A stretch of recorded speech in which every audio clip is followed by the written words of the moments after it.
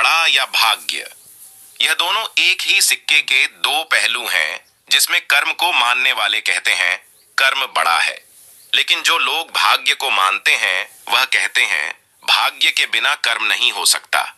दोनों अपने अपने स्थान पर एक दूसरे को बड़ा बता रहे हैं, लेकिन सच क्या है यह कोई नहीं जानते। तो आज वही जानने वाले हैं जो बहुत ही बड़ा प्रश्न खड़ा करता है, कर्म बड़ा या भाग्य। आज के युग के भी मनुष्य इस प्रश्न का जवाब जानना चाहते हैं, लेकिन उन्हें सटीक और सही जानकारी नहीं मिल पाता है। भाग्य बड़ा या कर्म? इस प्रश्न का जवाब जानने के लिए इस वीडियो को अंत तक अवश्य देखें। इस दुनिया में कर्म को मानने वाले लोग हैं और कहते हैं भाग्य कुछ नहीं होता, और लोग कहते हैं किस्मत में जो कुछ लिखा होगा वही होकर रहेगा।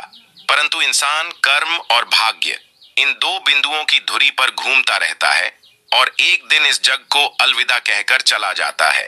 भाग्य और कर्म को अच्छे से समझने के लिए पुराणों में एक कहानी का उल्लेख मिलता है। एक बार देवर्षि नारद जी बैकुंठ धाम गए। वहां उन्होंने भगवान विष्णु का नमन किया।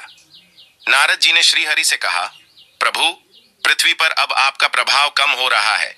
धर्म पर चलने वालों को कोई अच्छा फल नहीं मिल रहा, जो पाप कर रहे हैं उनका भला हो रहा है।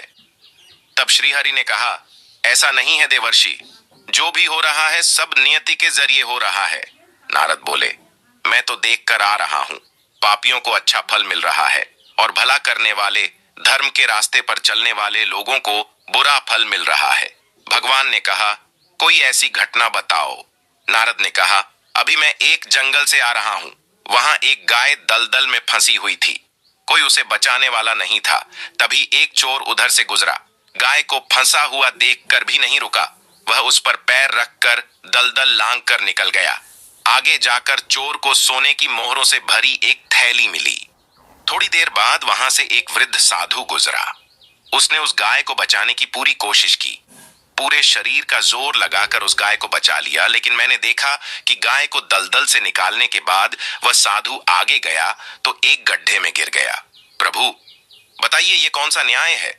नारद जी की बात सुन लेने के बाद प्रभु बोले, ये सही ही हुआ। जो चोर गाय पर पैर रखकर भाग गया था, उसकी किस्मत में तो एक खजाना था, लेकिन उसके इस पाप के कारण उसे केवल कुछ मोहरें ही मिली। वहीं उस साधु को गड्ढे में इसलिए गिरना पड़ा क्योंकि उसके भाग्य में मृत्यु लिखी थी, लेकिन गाय को बचाने के कारण उसके पुण्य बढ़ गए और उसकी मृत्यु एक छोटी सी चोट में बदल गई। इंसान के कर्म से उसका भाग्य तय होता है। इंसान को कर्म करते रहना चाहिए, क्योंकि कर्म से भाग्य बदला जा सकता है। इसलिए हमें जीवन में अच्छे से अच्छे कई काम को करते रहना चाहिए, लेकिन फिर भी हमें कठिनाइयों का सामना अवश्य करना पड़ता है।